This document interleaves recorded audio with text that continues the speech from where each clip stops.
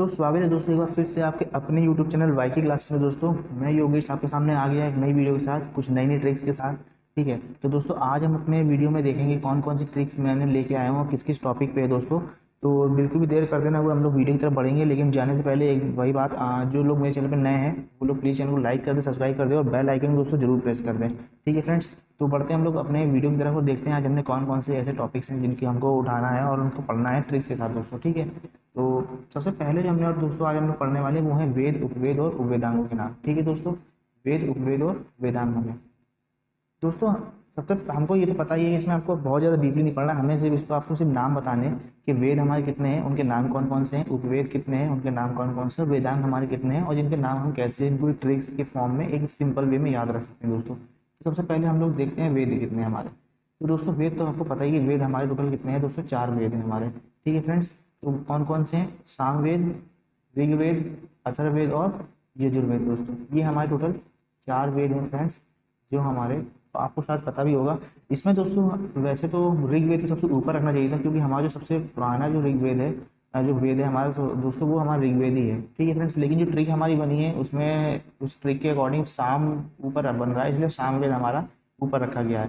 ठीक है, तो दोस्तों मैं आपको अभी बता दूंगा इसके बारे में भी कि कौन सा हमारा सबसे नया है, कौन सा हमारा सबसे पुराना है। ठीक है, सबसे पहले हम लोग ये ट्रिक देख लेते हैं, सारी आयु। ठीक है फ्रेंड्स, सारी आयु इसका जो ट्रिक है दोस्तों, सा से सामवेद, री से ऋग्वेद, आ से अथर्ववेद और यू से दोस्तों यजुर्वेद को मैंने बताया है।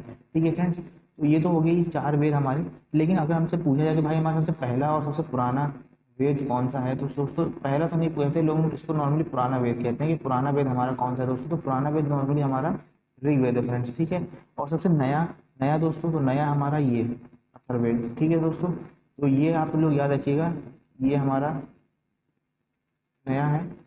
ठीक है, और ये हमारा सबसे पुराना है। नए से मतलब ऐसा नहीं है दोस्तों कि नए का मतलब है कि दोस्तों ये मतलब अगर सीक्वेंस में देखा जाए तो ये हमारा सबसे बाद में आया है दोस्तों। ठीक है, तो सबसे पुराना वेद हमारा नॉर्मली एग्जाम में पूछा था कि सबसे पुराना वेद कौन सा है, ऋग्वेद है दोस्तों। और जो हमारा गायत्री मंत्र है दोस्तों, वो भी हमारा इसी ऋग्वेद से ही लिया गया दोस्तों। ठीक है, गायत्री मंत्र भी हमारा किससे लिया गया दोस्तों, ये भी क्वेश्चन एग्जाम में बहुत पूछा जाता है कि गायत्री मंत्र कौन से वेद से उठाया गया दोस्तों। तो ये आपका ऋग्वेद से है। ऋग्वेद में दोस्तों क्या है, ऋग्वेद में हमारे जितने भी मंत्र वगैरह, हमारे जितने भी हिंदू धर्म में जितने भी जो मंत्र वगैरह जितने भी दे रखे हैं, धर्मशास्त्र जितने भी मंत्र उससे रिलेटेड दे रखे हैं दोस्तों, ये सब ऋग्वेद में आपको, इनका समावेश आपको ऋग्वेद में ही मिलेगा।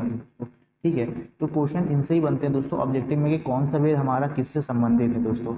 तो ऋग्वेद हमारा सीधे तौर पर ज़्यादा आप इतना समझिए कि आप जितने भी मंत्रों का जो समग्र है दोस्तों, वो हमारा सब ऋग्वेद में समाया हुआ है। ठीक है, और सामवेद दोस्तों, सामवेद में आपको संगीत से संबंधित सभी चीज़ें मिलेंगी। ठीक है फ्रेंड्स, तो संगीत से संबंधित कौन सा वेद है दोस्तों हमारा, वो है सामवेद। ठीक है, ऋग्वेद हमारा मंत्रों संबंधित है। ठीक है दोस्तों, अथर्ववेद दोस्तों किससे संबंधित है दोस्तों, तो याद रखिएगा अथर्ववेद हमारा जो है वो रोग निवारण एवं जादू टोना संबंधित है। ठीक है फ्रेंड्स, तो इसको आप लोग ऐसे याद रखिएगा कि ये रोग निवारण से संबंधित है। ठीक है, जादू टोना से भी है, लेकिन ज़्यादा जानकारी इसकी मुझे भी नहीं है, क्योंकि मैंने इतना पढ़ा भी नहीं है इसको। ठीक है, बेसिकली आपको नाम याद रखने हैं, लेकिन कौन सा संबंधित किससे है, किसका संबंध किससे है, तो ये आपको इससे में मिलेगी। ठीक है, और यजुर्वेद दोस्तों हमारे कर्म कांड से संबंधित है, इसमें आपको कर्म कांड का उल्लेख मिलेगा। ठीक है, कर्म कांड क्या होता है दोस्तों, ये तो आपको पता ही होगा कि हम जो कर्म करते हैं, ठीक है, कौन सा कर्म किससे कैसे क्या है। ठीक है, कौन पुण्य है कौन पाप है, ये आपको यजुर्वेद में इसका पूरा समावेश आपको देखने को मिलेगा। ठीक है, तो कहते हैं ना दोस्तों कि जो वेदों पढ़ लेता है तो वो ज्ञानी बन जाता है। ठीक है, तो इसमें रीज़न यही है दोस्तों कि ऋग्वेद में आपको सारे मंत्र मिल जाएंगे, यजुर्वेद में आपको सारे रोग निवारण मिल जाएंगे। ठीक है, जादू टोना भी आपको मिल जाएगा उसमें। यजुर्वेद आपको कर्मकांड संबंधित सारी जानकारियाँ दे देगा। ठीक है, और सामवेद आपको संगीत से संबंधित सभी जानकारियाँ देता है दोस्तों। ठीक है, तो आपको वेद नहीं पढ़ना है, नॉर्मली इसके आपको एग्जाम पर्पज़ के लिए आपको सिर्फ इनके नाम याद होने चाहिए। ठीक है, और पहला और नया और कौन सा किससे संबंधित दोस्तों, बस आपको ये याद होना चाहिए। ठीक है, अब हम लोग बढ़ते हैं अपनी वीडियो की आगे तरफ, जो हम लोग का है उपवेद दोस्तों।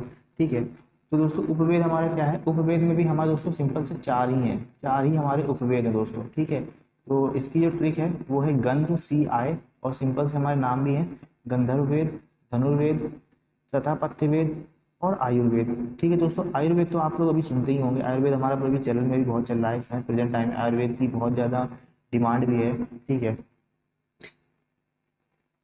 एलोपैथी के बाद दोस्तों अगर दूसरा किसी का भी नाम आता है तो वो आयुर्वेद का ही नाम आता है दोस्तों, ठीक है। तो सबसे आपको इसमें नाम आपको आई थिंक आपको याद हो चुके हैं, गंधर्व वेद, धनुर्वेद, ठीक है, सतापत्य वेद और आयुर्वेद, ठीक है। सिंपल सी ट्रिक है इसकी, गंधसिया है, ठीक है। ये भी दोस्तों इनकी भी जो संख्या है वो भी 4 है दोस्तों, ठीक है। उपवेदों की भी संख्या आपकी 4 है। अब जो हमारा तीसरा जो आता है वो दोस्तों आ रहा है वेदांग, वेदांगों के नाम, ठीक है दोस्तों। तो इससे पहले मैं आपको वेदांग बताऊं, मैं आपको कुछ चीज़ क्लियर कर देता हूँ दोस्तों कि हमारे इसमें आपको दो शब्द एक जैसे मिलेंगे फ्रेंड्स, वो है हमारे वेदांग और वेदांत। दोस्तों इसमें आपको कंफ्यूज नहीं होना है दोस्तों, वेदांग और वेदांत दोनों ही दोस्तों अलग अलग हैं, ठीक है फ्रेंड्स। दोनों ही अलग अलग हैं, दोनों एक दूसरे से मिलते जुलते नाम लगते हैं, लेकिन ऐसा नहीं है दोस्तों। कुछ बच्चे इसमें कंफ्यूज हो जाते हैं, सोचते हैं कि यार वेदांत लिखा हुआ है शायद ये वेदांग ही होगा, लेकिन ऐसा नहीं दोस्तों। जो वेदांग है उसकी संख्या हमारी दोस्तों 6 है, लेकिन जो वेदांत है दोस्तों इसकी संख्या हमारी 108 है। और वेदांत को ही दोस्तों हम लोग उपनिषद के नाम से जानते हैं, जितने भी हमारे उपनिषद हैं, ठीक है। अब शायद आपको याद आ गया होगा कि उपनिषद, क्योंकि आप लोगों ने नाम सुना होगा, ठीक है दोस्तों। उपनिषद हमारे, जिसको हम लोग वेदांत के नाम से भी जाना जाता है, ठीक है। चाहे तो आप वेदांत बोलिए, चाहे तो आप उपनिषद बोलिए, जिनकी संख्या 108 है और जिसका संबंध वेदांग नहीं है। वेदांग अलग है हमारे, वेदांत अलग है, ठीक है फ्रेंड्स। तो जो वेदांग है हमारे वो कौन कौन से हैं, वो है हमारे निरुक्त, शिक्षा, कल्प, व्याकरण, ज्योतिष और छद, ठीक है दोस्तों। सिंपल सी इसकी ट्रिक है, वो है हमारी निशि, कब, जाय, छह, ठीक है। ऐसे मैंने बनाया है कि मतलब कोई निशि नाम की लड़की है, वो कब 6 क्लास में जाएगी, तो ऐसे आप इसको संबंधित करके रखिएगा कि निशि, निरुक्त, शी से शिक्षा, का से कल्प, वा से व्याकरण, जाय ज्योतिष और छह से छद, ठीक है दोस्तों। ये हमारे वेदांग है। और जो उपनिषद है वो हमारे वेदांत होते हैं दोस्तों, जिनकी संख्या 108 है, ठीक है फ्रेंड्स। तो आई थिंक आपको वेदांत और वेदांगों में फर्क समझ में आ चुका होगा, जिनको अभी तक नहीं पता था, ठीक है। तो वेदांत हमारे अलग हैं और वेदांत हमारे उपनिषद को ही वेदांत कहते हैं, ठीक है फ्रेंड्स। तो बढ़ते हैं हम लोग अपने आगे वीडियो की तरफ। अब देखते हैं कि कौन सी हमारी जो है ट्रिक आने वाली है फ्रेंड्स। तो अब जो दोस्तों आ रही है वो है हमारी की है vitamin A B C D कमी से होने वाले दोस्तों रोग। तो दोस्तों पिछले वीडियो में अगर आपको याद होगा वो मैंने vitamin A B C D E के केमिकल नेम की ट्रिक बताई थी दोस्तों, ठीक है। अब हम लोग उससे होने वाले जो अगर कमी, विटामिन की कमी से कौन कौन सी डिजीज़ हैं जो हमारे, अगर वो कमी हो जाए विटामिन की तो कौन कौन सी डिजीज हो जाती हैं बॉडी में। तो दोस्तों जैसा कि आप लोग देख पा रहे हैं, विटामिन ए की कमी से रतौंधी, विटामिन बी से कमी से बेरी, सी से स्कर्वी, डी से रिकेट्स, ई से वहाँ मतलब भाजपन को डिनोट करता है ये, और के से रक्त का थक्का ना बनना दोस्तों, ठीक है। तो ये सिंपल सी, ये एग्जाम में बहुत पूछे जाने वाले हैं, मतलब हजारों बार ही अभी देखा जाए तो एग्जाम में हजारों बार ही पूछे जा चुके हैं कहीं ना कहीं से, ठीक है। तो इसकी सिंपल सी ट्रिक है, रवे सारे वहाँ पर हैं, रा से रतौंधी, वा से बेरी, सा से स्कर्वी, रे से रैकेट्स, ठीक है। वहाँ दोस्तों वहाँ पूरा का पूरा है जो वांछपन को डिनोट करता है, और के पर मतलब रक्त का थक्का ना बनना, ठीक है दोस्तों। विटामिन के, रक्त का थक्का ना बनना दोस्तों, ठीक है। तो ये पर से मैंने ये रा उठाया फ्रेंड्स, ठीक है इसको, ठीक है। नॉर्मली दोस्तों जो विटामिन के है ये हमारा एडल्ट्स में जल्दी नहीं पाया जाता है। विटामिन के की जो कमी होती है दोस्तों वो एडल्ट्स में नहीं होती है, जो बेबीज होते हैं दोस्तों। और बेबीज भी कैसे फ्रेंड्स, वो होते हैं जो न्यू बॉर्न बेबी होते हैं, मतलब जिनका अभी हाल ही में जन्म हुआ होता है, मतलब महीने 2 महीने 4-6 महीने के, ठीक है फ्रेंड्स। तो इनमें क्या होता है, ये लोग टोटली मिल्क पे डिपेंड होते हैं, तो मिल्क से हमें विटामिन के इतनी जल्दी नहीं मिल पाता दोस्तों। मिल्क में विटामिन के की मात्रा उतनी नहीं होती है, ठीक है। इसलिए विटामिन की कमी जो बेसिकली होती है वो बेबीज, न्यू बॉर्न बेबीज में ज़्यादा पाई जाती है, ठीक है फ्रेंड्स। तो आपको आई थिंक ये सारे नाम आपको याद हो चुके होंगे और ट्रिक्स भी आपको याद हो चुकी होगी, ठीक है। तो बढ़ते हैं हम लोग अपने आगे वीडियो की तरफ। तो आज जो अगला जो वीडियो है दोस्तों, जो साइड है वो हमारी बाबर द्वारा जीते गए 4 युद्ध, वो भी क्रमानुसार मतलब लाइन से दे रखे हैं। उसको याद करने की हमारी शॉर्ट ट्रिक्स है, बहुत ही सिंपल सी दोस्तों। सबसे पहले ये याद रखिएगा कि ये बाबर द्वारा जीते गए युद्ध है दोस्तों, ठीक है, जो लाइन से उसने कंटिन्यू जीते हैं। तो पहला युद्ध दोस्तों पानीपत है, ठीक है।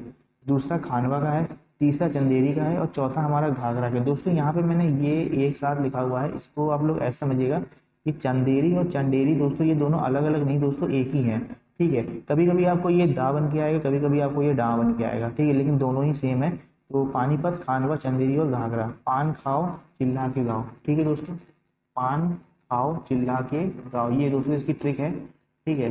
बहुत ही फनी सी ट्रिक है, ठीक है। पान से पानीपत, खान से खानवा, चिल्ला से चंदौरी और गाँव मतलब घाघरा, ठीक है। और अगर आपको ये लाइन से अगर याद हो गया हो तो इसके ईयर भी दोस्तों आपको बहुत ही आसानी से याद हो जाएंगे, 1526, 1527, 1528 और 1529, ठीक है दोस्तों।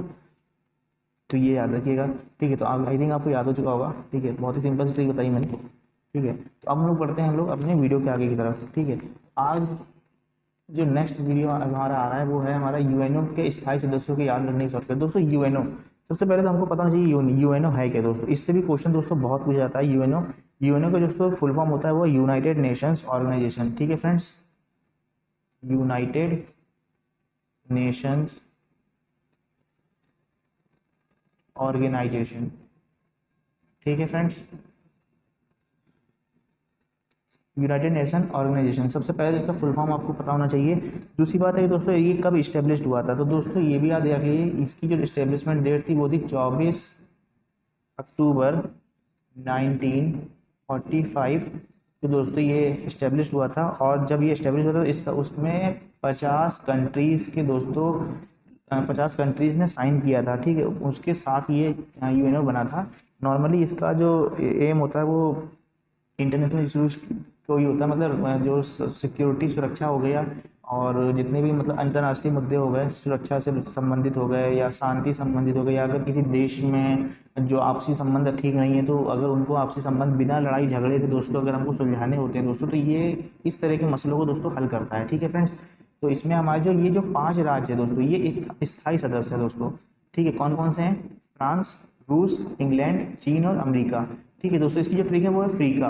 दोस्तों अगर आपने अफ्रीका याद कर लिया, ठीक है, अगर आप लोगों को अफ्रीका याद है, अफ्रीका से अगर आप लोगों ने आ हटा दिया तो ये अफ्रीका बन जाता है, ठीक है दोस्तों। तो आ को हटाइए और अफ्रीका, तो फ्रांस, रूस, इंग्लैंड, चीन और अमेरिका, ठीक है दोस्तों। ये हमारे 1 2 3 4 5 दोस्तों, ये 5 हमारे परमानेंट मेंबर्स हैं, ठीक है दोस्तों। 5 हमारे परमानेंट मेंबर्स हैं, और दोस्तों 5 इसके जो होते हैं वो परमानेंट नहीं होते हैं दोस्तों, ठीक है। जिसका हर साल चुनाव होता है और 2 साल के लिए उसको अस्थायी सदस्य के रूप में उनको बनाया जाता है, लेकिन दोस्तों सिर्फ 2 साल के लिए, ठीक है दोस्तों। ये बात याद रखिएगा कि ये तो कंट्रीज आपके सामने है, ये परमानेंट मेंबर्स है जो हमेशा इसके रहेंगे और हमेशा रहने वाले हैं, लेकिन 5 कंट्रीज और ही चूज करता है, जिसमें ये आपके जो अस्थायी सदस्य होते हैं इसके, ठीक है। वो हर साल इसका चुनाव होता है, ठीक है। हर साल चुनाव के दौरान 2 साल के लिए उनका कार्यकाल होता है दोस्तों, 2 साल के लिए वो जुड़ते हैं, ठीक है। उसके बाद उनका खत्म हो जाता है, ठीक है। फिर नए देश, ठीक है, तो वो अस्थायी होते हैं, ठीक है। ये स्थायी हैं आपके, ठीक है। तो बेसिकली एग्जाम में जो आपसे पूछा जाता है वो स्थायी पूछेगा दोस्तों, क्योंकि अस्थायी इसलिए नहीं पूछता जल्दी, क्योंकि अस्थायी वो लंबे समय तक रहते नहीं है, वो हर 2 साल में बदल जाते हैं, ठीक है दोस्तों। तो आई थिंक आपको ये यूएनओ को अभी पता चल चुका होगा। यूएनओ का फुल फॉर्म दोस्तों याद रखिएगा, यूनाइटेड नेशंस ऑर्गेनाइजेशन, 24 अक्टूबर 1945, ठीक है फ्रेंड्स। और 50 देशों के साथ हस्ताक्षर पर यह इस्टेब्लिश हुआ था, ठीक है। और बेसिकली ये इंटरनेशनल इश्यूज को शांतिप्रिय ढंग से, मतलब एक चैम्बर में बैठ के आप लोग सभी देशों के राष्ट्रपति इसमें जाके बैठते हैं, ठीक है, और इसको मतलब समझौता करते हैं, ठीक है। जिनकी भी प्रॉब्लम्स होती हैं, जिन देशों के आपसी संबंध अगर बिगड़े हुए होते हैं, तो इसका ये मेन उद्देश्य होता है, ठीक है फ्रेंड्स। तो बढ़ते हैं हम लोग अपने आगे वीडियो की तरफ, ठीक है। नेक्स्ट वीडियो है दोस्तों, वो है हमारे गंगा नदी किनारे प्रमुख बसे नगरों को याद करने छोटे दोस्तों। गंगा नदी आपको पता ही है कि बहुत लंबी नदी है, ठीक है। और इसके कई मतलब जो मेन जो हमारे जो शहर बसे हुए हैं गंगा नदी जहाँ जहाँ से बह के निकलती है, तो उससे कई नगर बसे हुए हैं, ठीक है। तो उसकी सिंपल सी याद रखने की ट्रिक है दोस्तों। इससे भी क्वेश्चन एग्जाम में बहुत ज़्यादा पूछे जाते हैं, ठीक है। तो देखिए, सबसे पहला जहाँ से हम लोग रहते हैं दोस्तों, कानपुर, बक्सर, पटना, हरिद्वार, वाराणसी, इलाहाबाद, बेगूसराय, साहिबगंज और भागलपुर। नॉर्मली सभी दोस्तों ये यूपी से ही हैं, ठीक है। तो इसकी जो सिंपल सी ट्रिक है दोस्तों, ये है काना, बाप, हवाई, बेग से भागा, ठीक है दोस्तों। का से कानपुर, ठीक है दोस्तों। बा बा से बक्सर, ठीक है। पा से पटना, आ से हरिद्वार, वा से वाराणसी, ई से इलाहाबाद, बे से बेगूसराय, गा से सॉरी सॉरी सॉरी दोस्तों, वेग पूरा बेगूसराय को नोट करता है, ठीक है। यहाँ पे जो पूरा वेग है ये आपका पूरा बेगूसराय को दर्शाता है। से साहेबगंज और भागा मतलब भागलपुर, ठीक है फ्रेंड्स। तो आई थिंक आपको ये ट्रिक याद हो गई होगी, और सभी जो जितने भी प्रमुख नगर हैं हमारे जो गंगा नदी किनारे बसे हुए हैं, ये भी आपको याद हो चुके होंगे, ठीक है दोस्तों। तो बढ़ते हैं हम लोग अपने आगे वीडियो की तरफ।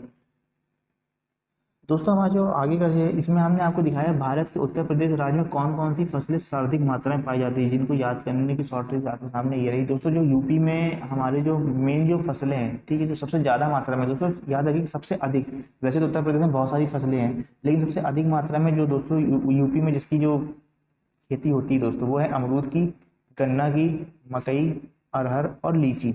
ये सभी दोस्तों यूपी में सबसे अधिक मात्रा में पाया जाता है दोस्तों। तो इसकी जो सिंपल सी ट्रिक है वो है अगम अली आगे जो चली, ठीक है दोस्तों, अगम अली आगे चली, ठीक है फ्रेंड्स। तो आ से अमरूद, गा से गन्ना, माँ से मकई, आ से अरहर और ली से लीची फ्रेंड्स, ठीक है दोस्तों। ये सभी ट्रिक्स आप लोग अपनी कॉपी में दोस्तों लिखते चलिएगा, ठीक है। एक दो बार सुनने और पढ़ने में दोस्तों आपको अजीब लगेगा, लेकिन जब आप इसको 8 से 10 बार रिवाइज कर लेंगे दोस्तों तो ये आपके लिए बहुत ही ज़्यादा आसान होने वाले हैं, ठीक है। आप मतलब आप ये सोच लीजिए कि आपको सिंपल सा 1 से 2 पेज में आपकी कई सारी जीके आपकी कवर होती चली जाएगी, ठीक है। वैसे हर चीज़ ट्रिक से नहीं समझी जा सकती, ठीक है, बहुत सी चीज़ें हैं जिसको आपको थ्योरली आपको पढ़ना पड़ेगा दोस्तों, ठीक है। लेकिन बहुत सी चीज़ें हैं दोस्तों जिसको हम हंसते हंसते और ट्रिकी वे में याद रख सकते हैं, ठीक है, एक फनी लैंग्वेज में, जिससे एक सिंपल सा गाना हम लोग को बहुत इजीली जल्दी याद हो जाता है। उस तरह से सिंपल सा एक लाइन है दोस्तों जो हमारे कई सारी चीज़ों को डिनोट कर जाती है। तो ऐसे ही हम लोग को बहुत सारी चीज़ें हम लोग ऐसे याद रख सकते हैं दोस्तों, ठीक है। तो ऐसे मेरे पास बहुत सारी चीज़ें हैं दोस्तों जो मैं आपके साथ शेयर कर रहा हूँ, ठीक है, और आगे भी करता रहूँगा, ठीक है फ्रेंड्स। तो कोशिश मेरी यही है कि मैं आपको ज़्यादा से ज़्यादा चीज़ें ट्रिक्स के साथ आपके माध्यम से मैं आपको पहुँचाता रहूँ, ठीक है, ताकि आपकी जो जीके, क्योंकि हमारे थोड़ा सा ये होता है कि कई सारे बच्चों की जीके है, हर चीज़ अच्छी होती है लेकिन जीके से थोड़ा सा वो लोग मात खा जाते हैं। रीज़न यही होता है कि जीके दोस्तों, जीके की कोई लिमिट नहीं है। जीके एक तरह से पूरा अथाह सागर है, ठीक है, आप लोग जितना उसके अंदर जाते जाएंगे उतना ही आपको डूबते चले जाएंगे, ठीक है दोस्तों। तो जीके अनलिमिटेड इसको कह सकते हैं, ठीक है। मैथ आपकी लिमिटेड है, रीजनिंग आपकी लिमिटेड है, साइंस आपकी लिमिटेड है, ठीक है, लेकिन जीके ही एक ऐसा है जो जिसकी कोई भी लिमिट नहीं दोस्तों, ठीक है, अनलिमिटेड है ये आपकी, ठीक है। तो जितना ज़्यादा हो सके हम लोग इसको सरल बना सकते हैं, ठीक है फ्रेंड्स, ताकि हम लोग थोड़े से थोड़े में कैसे ज़्यादा ज़्यादा चीज़ें याद रख सकें, ठीक है फ्रेंड्स। मेरा मेन मोटो यही है कि आप लोग कैसे फनी वे में, ठीक है, ज़्यादा से ज़्यादा मतलब जीके का पोर्शन अपने अंदर समाहित कर सकें, ठीक है फ्रेंड्स। तो आज के लिए दोस्तों इतना ही, ठीक है। तो फिर मिलते हैं हम लोग अपने अगले वीडियो में, ठीक है। तो आपको आज का वीडियो कैसा लगा दोस्तों हमें कमेंट सेक्शन में जरूर बताइएगा, ठीक है फ्रेंड्स। तो फिर मिलते हैं हम लोग अगले वीडियो में, और चैनल को लाइक सब्सक्राइब जरूर करना मत भूलिएगा दोस्तों, जरूर कीजिएगा, ठीक है फ्रेंड्स। तो जब तक के लिए चलते हैं, जब तक के लिए अपना लोग अपना ख्याल रखिए, स्वस्थ रहिए और घर पे रहिए।